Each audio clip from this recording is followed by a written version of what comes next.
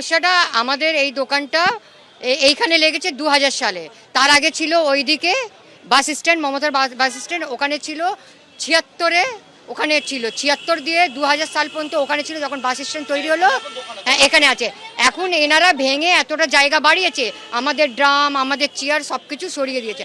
তো আমরা বললাম ঠিক আছে, তোমরা যখন সরাচ্ছ, তোমরা যখন সেট করছো, তার সঙ্গে আমাদেরকেও একটা সেট করে নিতে হবে যাতে জিনিসটা সুন্দর হয়ে যায়। তো ওনারা বললে হ্যাঁ খুব ভালো কথা তোমরা বলেছো। আমরা কী করলাম, 32,000 টাকার মালপত্র এনে ফেললাম যে বাবা ওরা আর আমরা একসঙ্গে বসে মিটিংটা করেছি। এখন যেহেতু বলছেন যে না আমাদেরকে এটা করতে দেওয়া হবে না, সেট করতে দেবো না, আর জিনিসটা যে বাড়িয়ে যেতে হবে, তবে তোমাদের দরমা ঘেরা ছিল, দোকানটা তো ফুটপাত। হ্যাঁ তো নাই সেট করতে দিক, আমাদের কোনো নেই। কিন্তু যতটা জায়গা তোমাদের ছিল ততটা জায়গায় বানাবে। এনাদের একটা দুটো ড্রাম সরেছে, চেয়ার সরেছে, বলছে এবারে অত তোরা বাড়িয়েছি, এবারে আমরা ভেঙে এটা ফুলের বাগান করে দেবো, মাঠ করে দেবো। কারুর পেটে লাথি মারলে এরকম চলে বলুন?